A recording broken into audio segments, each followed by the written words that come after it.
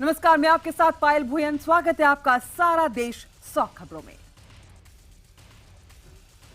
सौर मंडल में आज एक अनोखी खगोलीय घटना घटी जिसका लंबे समय से खगोलविदों को इंतजार था। अपनी कक्षा में भ्रमण करते हुए आज शनि के बगल में जाकर शुक्र विराजमान हो गए। आज तड़के हुए इस घटना का इंतजार दुनिया भर के खगोल प्रेमियों को था। आज से करीब 10 साल पहले ऐसा संयोग बना था। जानकारों की माने तो आज के बाद अब ऐसा संयोग 2038 में नजर आएगा, यानी करीब 22 साल बाद शुक्र और शनि इतने करीब थे कि खुली आंखों से देखने पर दोनों एक दूसरे को स्पर्श करते हुए महसूस हुए। प्रधानमंत्री नरेंद्र मोदी आज सुबह पठानकोट एयरबेस जाएंगे। प्रधानमंत्री सुबह 11 बजे एयरबेस पहुंचेंगे। इस दौरान प्रधानमंत्री मोदी हमले में शहीद हुए जवानों के परिवार वालों से भी मुलाकात कर सकते हैं। पठानकोट हमले के मद्देनजर इस्लामाबाद में एक बार फिर पाक प्रधानमंत्री नवाज शरीफ ने उच्च स्तरीय बैठक की है। इस बैठक में सेना प्रमुख रहील शरीफ और पाकिस्तान के राष्ट्रीय सुरक्षा सलाहकार भी मौजूद थे। पाकिस्तान ने भारत की तरफ से उपलब्ध कराई गई जानकारी को अपने आर्मी चीफ के हवाले किया है, जो इस पर आगे की जांच और कार्रवाई करेंगे। गुरदासपुर के एसपी सलविंदर सिंह, उनके दोस्त और कुक को आगे की पूछताछ के लिए सोमवार को दिल्ली लाया जाएगा, जहां एनआईए उनसे आगे की पूछताछ करेगी। एनआईए 3 लोगों का पॉलीग्राफी टेस्ट भी करा सकती है। पठानकोट आतंकी हमले के बाद एनआईए की जांच के घेरे में आए एसपी सलविंदर सिंह चरित्र के बारे में उनके एक और खुलासा हुआ है। होशियारपुर के टांडा उड़मुड़ की रहने वाली 46 वर्षीय करणजीत कौर ने खुद को सलविंदर की पत्नी और उसके 16 साल के बच्चे की मां बताया है। सेना ने आम जनता के लिए भी कुछ गाइडलाइंस जारी की है। इनमें स्पष्ट किया गया है कि सेना की यूनिफॉर्म जैसे कपड़े पहनना गैर कानूनी है और जनता को इससे बचना चाहिए। और इसके साथ ही अवैध रूप से सेना की यूनिफॉर्म से जुड़े कपड़े बेचने वाले दुकानदारों को भी सेना ने सचेत किया है कि सेना से बिना इजाजत के किसी को बेचा ना जाए। शुक्रवार को एनआईए के महानिदेशक शरद कुमार ने गृह मंत्री राजनाथ सिंह से मुलाकात कर पठानकोट जांच की स्थिति की जानकारी दी है। वहीं पंजाब के उप मुख्यमंत्री सुखबीर सिंह बादल ने भी केंद्रीय गृह सचिव से मुलाकात की। बैठक के बाद बादल ने बताया कि उन्होंने पंजाब सीमा पर बीएसएफ के जवानों की संख्या बढ़ाए जाने की मांग की है। डीडीसीए पर बने गोपाल सुब्रमण्यम आयोग को लेकर एलजी और दिल्ली सरकार में एक बार फिर टकराव बढ़ गया है। एलजी नजीर जंग ने इस आयोग को अवैध करार दिया है। सूत्रों के मुताबिक गृह मंत्रालय ने दिल्ली सरकार की तरफ से डीडीसीए विवाद की जांच को लेकर बनाई गई कमेटी पर उचित कार्रवाई करने का आदेश दिया है। गृह मंत्रालय के मुताबिक दिल्ली सरकार का आयोग बनाने का फैसला असंवैधानिक और अवैध है। एलजी ने इसे लेकर दिल्ली के मुख्य सचिव को चिट्ठी लिखी है। चिट्ठी में एलजी ने साफ कहा है कि दिल्ली सरकार को इस तरह के किसी भी आयोग को बनाने का अधिकार है ही नहीं। कोलकाता में 2 दिवसीय ग्लोबल बिजनेस समिट का आयोजन किया गया। डीडीसीए में आरोप प्रत्यारोप के बाद पहली बार इस समिट में एक मंच पर दिल्ली के सीएम अरविंद केजरीवाल और वित्त मंत्री अरुण जेटली मौजूद रहे। और वहीं इस मौके पर उद्योग जगत से टाटा सन्स के चेयरमैन साइरस मिस्त्री, रिलायंस इंडस्ट्रीज के चेयरमैन मुकेश अंबानी, जिंदल समूह के सचिन जिंदल सहित कई बड़े उद्योगपति भी मौजूद थे। प्रदूषण पर काबू पाने के लिए लागू किए गए ऑड इवन फॉर्मूले की अवधि दिल्ली सरकार और बढ़ा सकती है।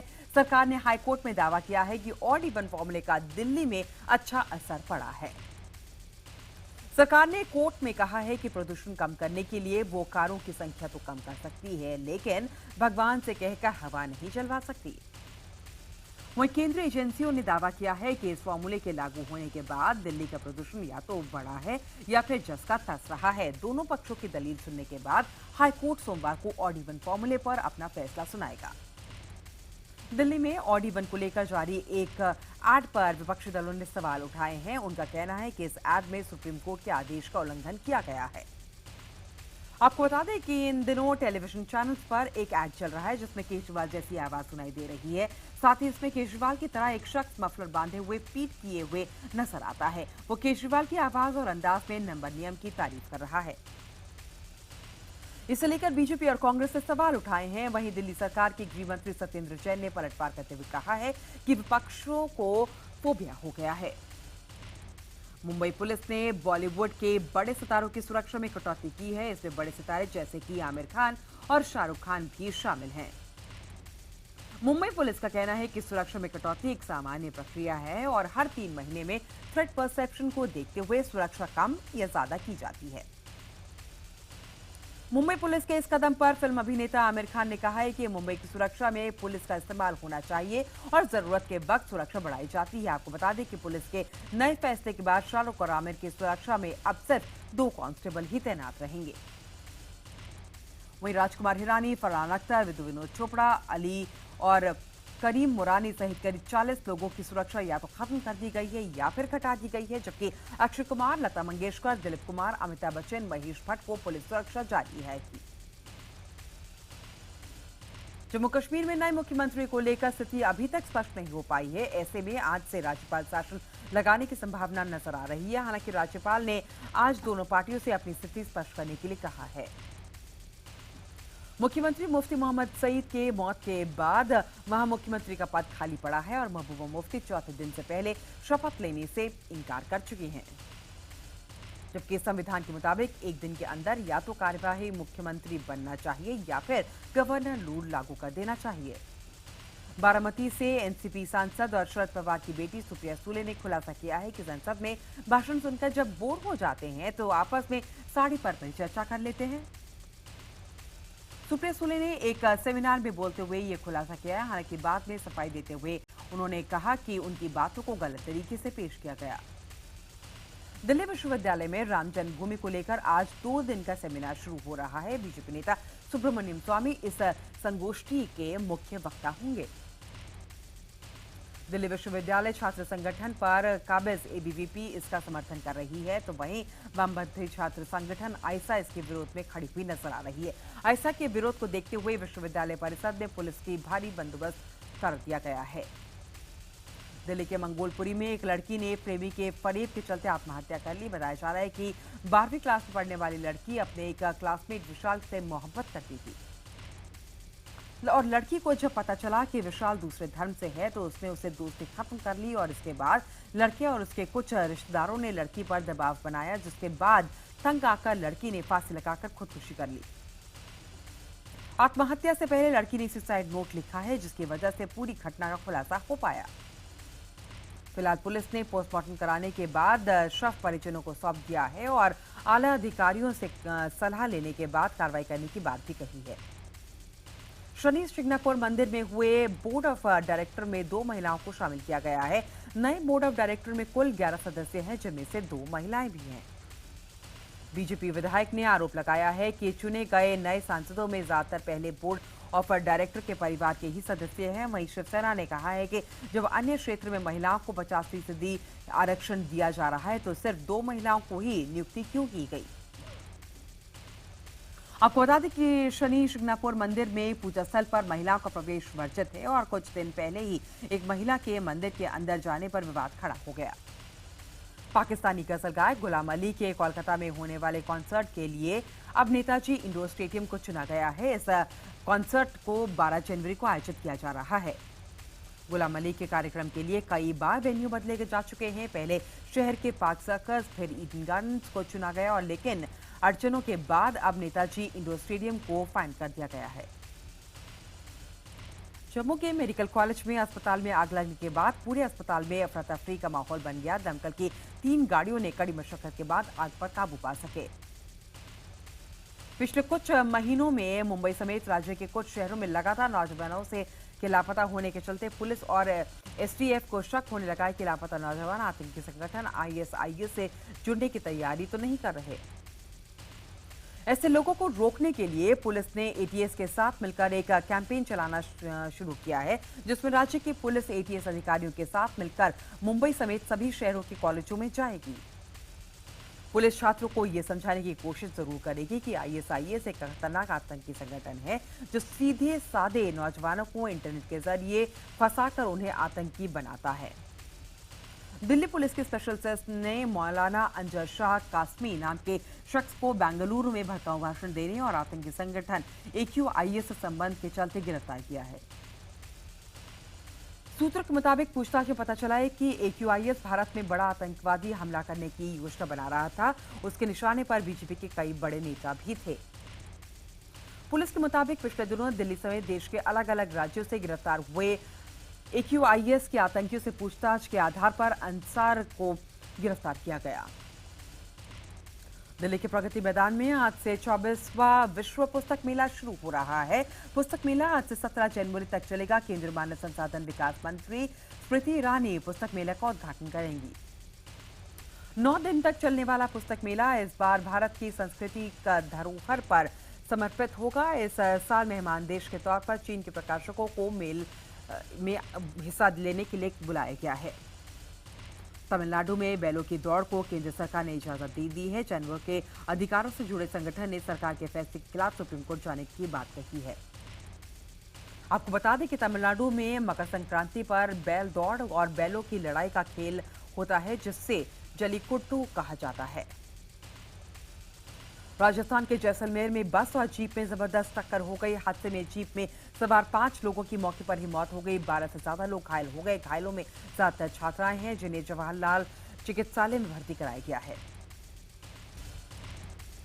राजस्थान के एक शख्स को दोस्त से शर्त लगाना भारी पड़ गया और उसकी जान पर बनाई। दरअसल शर्त में पैसे जीतने के नाम पर एक शख्स 1.5 फुट लंबा लोहे का चिमटा निकल गया। ये घटना राजस्थान के सांचौर में पंचला गांव की है। हालांकि बाद में 5 डॉक्टर की टीम ने ऑपरेशन कर उसकी पेट से चिमटा निकाल लिया। ऑपरेशन के बाद युवक की हालत स्थिर बनी हुई है।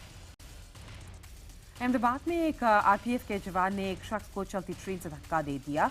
धक्का दिए जाने से ट्रेन से गिरकर शख्स की मौत हो गई। बताया जा रहा है कि ये शख्स विकलांग कोच में बैठा हुआ था। RPF के जवान पर आरोप है कि उसने पैसे मांगने से न देने पर शख्स को ट्रेन से धक्का दे दिया। घटना के बाद भिलाड़ पहुंचने पर ट्रेन को रोका और यात्रियों ने जमकर बवाल मचाया। मुंबई क्राइम ब्रांच ने एक बड़े ड्रग सिंडिकेट का खुलासा करते हुए 5 विदेशियों को गिरफ्तार किया है। मुंबई पुलिस को आरोपियों से 12 लाख का कोकेन ड्रग्स भी मिला है। आरोपी इस ड्रग को मुंबई के पॉश कोलाबा इलाके के होटल से बेचना चाहते थे। पुलिस के मुताबिक 5 आरोपियों ने लाखों के ड्रग्स को अफ्रीका से पहले दिल्ली पहुंचने पर उसके दिल्ली से मुंबई पहुंचे। पुलिस को शक है कि इस गिरोह में और भी विदेशी नागरिक शामिल हो सकते हैं। 5 आरोपियों को कोर्ट में पेश किया गया। कोर्ट ने सभी आरोपियों को 15 जनवरी तक पुलिस हिरासत में भेज दिया है। उत्तर प्रदेश के उरई जिला जेल से 4 कैदी फरार हो गए। ये कैदी चादरों से रस्सी बनाकर जेल की 4 दीवारी फांद गए। इस घटना के बाद से जेल प्रशासन में हड़कंप मचा हुआ है। इन कैदियों की पहचान अपहरण के केस में बंद जसवंत, बलात्कार और लूट के केस में बंद ध्यानचंद, बलात्कार और लूट के केस में बंद ब्रजमोहन और सजायाफ्ता मुन्ना के रूप में की गई है। मुजफ्फरपुर के बेतिया रेलवे स्टेशन पर एक लड़की का शव और एक लड़की घायल अवस्था में मिलने से सनसनी फैल गई। मृत लड़की के शव को पोस्टमार्टम के लिए भेज दिया गया है और वहीं गंभीर रूप से घायल लड़की को इलाज के लिए अस्पताल में भर्ती कराया गया है। पुलिस के मुताबिक लड़कियों से मारपीट के बाद ट्रेन से नीचे फेंक दिया गया। उत्तर प्रदेश के गोरखपुर में बंद घर में एक दंपति की लाश मिलने से सनसनी फैल गई। मृतक पति रेलवे में इंजीनियर था और पत्नी एक स्कूल में प्रिंसिपल। घर में बिखरे सामानों को देखकर लूट के इरादे से हत्या की आशंका जताई जा रही है। फिलहाल पुलिस इस मामले में कुछ भी कहने से बच रही है। बिहार के भागलपुर में TNB कॉलेज परिसर में एक महिला की निर्मम हत्या कर दी गई। आशंका जताई जा रही है कि महिला के साथ कुछ अपराधियों ने दुष्कर्म कर उसकी हत्या कर दी। पुलिस के मुताबिक महिला के सिर पर पत्थर से कई बार वार किए गए, जिससे उसकी मौके पर ही मौत हो गई। पुलिस ने मामला दर्ज कर जांच शुरू कर दी है। पहाड़ों पर बर्फबारी के साथ ही मौसम में आई गर्माहट कम होने लगी है। उत्तराखंड के उच्च हिमालयी क्षेत्र के साथ साथ उत्तरकाशी और कई अन्य जिलों में बर्फबारी के चलते एक बार फिर मौसम सर्द हो गया। मौसम में बदलाव के चलते तापमान में अच्छी खासी गिरावट दर्ज की गई। मौसम विभाग के मुताबिक अगले 48 घंटे के दौरान सूबे के कई इलाकों में बारिश और बर्फबारी की संभावना जताते हुए लोगों से अलर्ट रहने के लिए कहा गया है। उत्तर प्रदेश के शाहजहांपुर में पति, सास और देवरानी ने महिला के ऊपर मिट्टी का तेल छिड़ककर उसे जला दिया। बुरी तरीके से जली महिला को जिला अस्पताल में भर्ती कराया गया है। घटना के बाद से सभी आरोपी फरार हैं। उत्तर प्रदेश के बुलंदशहर में एक रेप पीड़ित को खुली पंचायत में इंसाफ दिया गया। पुलिस की कार्रवाई नहीं करने पर पंचायत ने बलात्कारी को भरी पंचायत में मुंह काला करके उसे जूतों की माला पहनाई और पीड़िता से उसे जूतों से पिटवाया भी। बिहार के साहेबगंज में मां बाप ने मिलकर अपनी 8 साल की बच्ची की गला रेत कर हत्या कर दी। इस मामले में पुलिस ने आरोपी मां बाप को गिरफ्तार कर लिया है। छत्तीसगढ़ के कवर्धा में एक नाबालिग लड़की के साथ शादी का झांसा देकर रेप करने का मामला सामने आया है। पुलिस ने आरोपी युवक को गिरफ्तार कर लिया है। करनाल पुलिस ने ब्लैकमेलिंग के झूठे केस में फंसाने के आरोप में एक दंपति को गिरफ्तार कर लिया। पुलिस ने आरोपियों के कब्जे से ब्लैकमेलिंग की एवज में 1 लाख रुपए की ली गई राशि भी बरामद की। भारत ने अभ्यास मैच में वेस्टर्न ऑस्ट्रेलिया को 74 रन से हरा दिया। पहले अभ्यास मैच में टीम इंडिया ने 193 रन का लक्ष्य दिया था, जिसके जवाब में ऑस्ट्रेलिया टीम ने 118 रन ही बना सकी। सरन जडेजा पटेल ने 2-2 विकेट झटके। शिखर धवन और कोहली ने लगाया तूफानी अर्धशतक। 12 जनवरी से भारत के खिलाफ वनडे सीरीज में उतर रही ऑस्ट्रेलियाई टीम को 2 मैचों के बाद डेविड वार्नर के बिना खेलना पड़ सकता है। और वार्नर जल्द ही पिता बनने वाले हैं और वो सीरीज बीच में छोड़कर अपनी पत्नी के पास जा सकते हैं। भारतीय कैप्टन MS धोनी के खिलाफ गैर जमानती वारंट जारी हो गया है। आंध्र प्रदेश के अनंतपुर जिले की एक अदालत ने ये वारंट धोनी को एक मैगजीन पर छपे फोटो के मामले में जारी किया है। आपको बता दें कि महेंद्र सिंह धोनी की मैगजीन पर भगवान विष्णु के रूप में दिखाया गया है। सौरभ गांगुली और कैप के इनकार के बाद इंग्लैंड में गुलाम अली का कार्यक्रम नहीं करने का फैसला किया गया है। सूत्रों के मुताबिक मंजूरी नहीं मिलने के बाद अब नेताजी इंडोर स्टेडियम में गजल गायक गुलाम अली का कार्यक्रम होगा। स्टार स्क्रीन अवार्ड्स में बेस्ट एक्टर का खिताब अमिताभ बच्चन और रणवीर सिंह को दिया गया। अमिताभ को उनकी फिल्म पीकू के लिए, जबकि रणवीर को यह अवार्ड बाजीराव मस्तानी में अपने दमदार अभिनय के लिए दिया गया।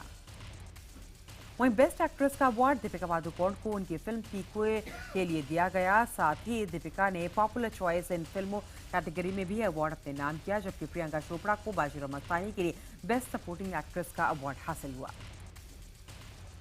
बजरंगी भाईजान ने बेस्ट स्टोरी और बेस्ट फिल्म के अवार्ड पर कब्जा जमाया। वहीं बेस्ट स्पेशल इफेक्ट के लिए बाजीराव मस्तानी को अवार्ड मिला है। स्टार स्क्रीन अवार्ड्स में बेस्ट डायरेक्टर का अवार्ड कबीर खान को दिया गया है, जबकि life time achievement award Rishi Kapoor को हासिल हुआ। स्टार स्क्रीन अवार्ड्स के दौरान सोनाक्षी सिन्हा और रणवीर सिंह रेड कार्पेट पर साथ नजर आए। आपको बता दें कि इससे पहले सोनाक्षी ने कहा था कि रणवीर की फिल्म बाजीराव मस्तानी सभी अवार्ड्स पर कब्जा जमाएगी। वहीं दीपिका पादुकोण के हॉलीवुड डेब्यू के बोलते हुए रणवीर सिंह ने कहा है कि दीपिका ने इस फिल्म के बारे में अभी कोई पुष्टि नहीं की है और जब वो ऐसा करेंगी तो जरूर वो इस बारे में बोलेंगे। श्रद्धा कपूर की ताज़ा तस्वीरों ने फैंस को काफी चौंका दिया है। वो इसमें एक ब्यूटी प्रोडक्ट के लिए खतरनाक स्टंट करती हुई नजर आ रही हैं। दरअसल श्रद्धा मुंबई के 34 मंजिल वाले एक 5 स्टार होटल पर चढ़ाई करते हुए नजर आ रही है। श्रद्धा ने अपने इस हैरतअंगेज कारनामे की कई तस्वीरें सोशल मीडिया पर शेयर की हैं। आदित्य रॉय कपूर और श्रद्धा कपूर ने अपने रिश्ते के टूटने की वजह का खुलासा किया है। सुनने में आया है कि श्रद्धा कपूर की मां को ये रिश्ता पसंद नहीं था। दरअसल श्रद्धा की मां नहीं चाहती थी कि करियर की शुरुआत में श्रद्धा किसी को डेट करे, जिसकी वजह से दोनों का ब्रेकअप हो गया। फरहान अख्तर की डॉन की अगली सीरीज का हिस्सा प्रियंका चोपड़ा नहीं होंगी, यानी शाहरुख खान के साथ अब रोमा का रोमांस फिल्म में नहीं नजर आएगा। सुनने में आया है कि प्रियंका की जगह अब कैटरीना कैफ को लेने की तैयारी चल रही है। अगर ऐसा हुआ तो ये दूसरी बार होगा कि कैटरीना शाहरुख के साथ स्क्रीन शेयर करती हुई नजर आएंगी। कैटरीना कैफ और सलमान खान एक दूसरे से यशराज के स्टूडियोज में मिले थे। दरअसल कैटरीना की फिल्म फितूर की शूटिंग यशराज YRS स्टूडियोज में चल रही थी और सलमान भी अपने सुल्तान को यहीं शूट कर रहे हैं। और इसी दौरान कैटरीना जब सुल्तान के निर्देशक अली जफर से मिलने पहुंची तो वहां सलमान से भी वो टकरा गई। किसी को शक ना हो इसलिए उन्होंने सलमान को हेलो भी बोल दिया।